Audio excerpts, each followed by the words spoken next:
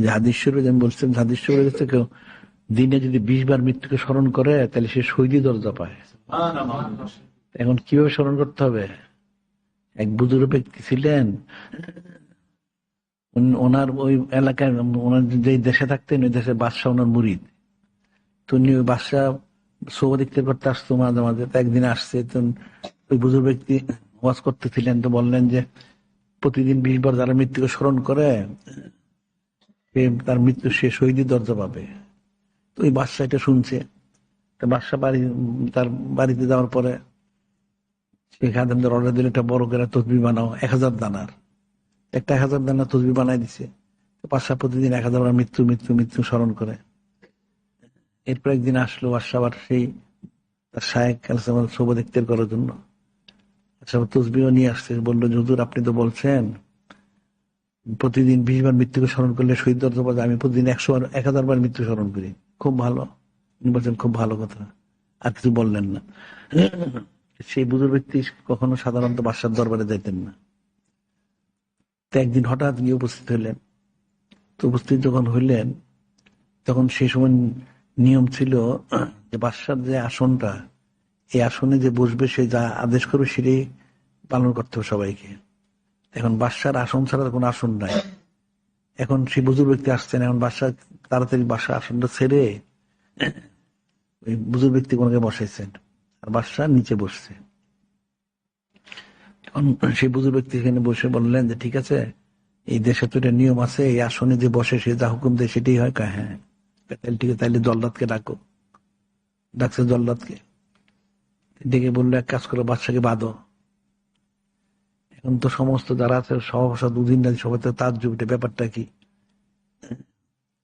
উনি বুজুর্গ লোক, উনি আসছেন, উনি বললেন বাদশাকে বাঁধানো বাঁধছে। বাদশাকে বেঁধে গর্দান ধরে ফেলে দেয়, মাথা কাত করে থাকতে হয়। এরকম করার জন্য তো বাদশাহ এরকম করে রয়েছে। কারণ ওই জল্লাদকে বলা হলো যে আমি 20 পর্যন্ত গুনলে তুমি বাদশার গর্দানটা ফেলে দিবে, তবে তুমি সাবধান, আমার গুনার আগে কিন্তু কিছু করবা না। আস্তে আস্তে গুনতেছেন 1 2 করে 14-15 জন গেছে। এদিকে তো বাদশাহ শরীর ঘামতে ঘামতে হয়, সমস্ত দরবার ভিজে গেছে। বাদশাহ মনে চিন্তা, এটা আবার কি হইলো, এত বড় বুজুর্গ আলী আল্লাহ, উনি কি দখল করতে আসলেন না কি করতে আসলেন, এটা তো বুঝতেছেন না। সে যখন 15-16 হয়ে গেছে তখন বাদশাহ বুজুর্গ ব্যক্তি বলেন যে ঠিক আছে, ছেড়ে দাও, জল্লাদ তুমি যাও গিয়া, আর বাদশাকে নিয়ে বাদশাহী কায়দায় গোসল করে নিয়ে আসো। তো গোসল করে নিয়ে আসছে। সবাই একটু ঠান্ডা, এখন তো সবাই তো অস্থির ছিল ব্যাপারটা কি হয়। তখন আসছে, আসার পরে বাদশাহ পরিষ্কার টরিষ্কার করে বাদশাকে বসাইছে। বসায় বললো, আমি তো রাজত্ব দখল করতে আসি নাই, রাজত্ব আমার দরকার নেই, রাজত্বটা আপনারটা আপনারই থাকবে। তবে আমি যে বলেছিলাম যে প্রতিদিন 20 বার মৃত্যুকে স্মরণ করলে শহীদের দরজা পাওয়া যায়, আজকে কেমন মৃত্যু স্মরণ করেছেন এটা তোর বলার অপেক্ষা নাই। এরকম যদি মৃত্যুকে স্মরণ করা যায় দৈনিক 20 বার, তাহলে শহীদের দরজা পাওয়া যায়। কিন্তু তার অর্থ রইল কি, হাকিকি স্মরণ করতে হবে, রসম রেওয়াজ না। অন্তর থেকে স্মরণ করতে হবে মৃত্যুটাকে। মৃত্যু স্মরণ করে সে কাজগুলি করুক।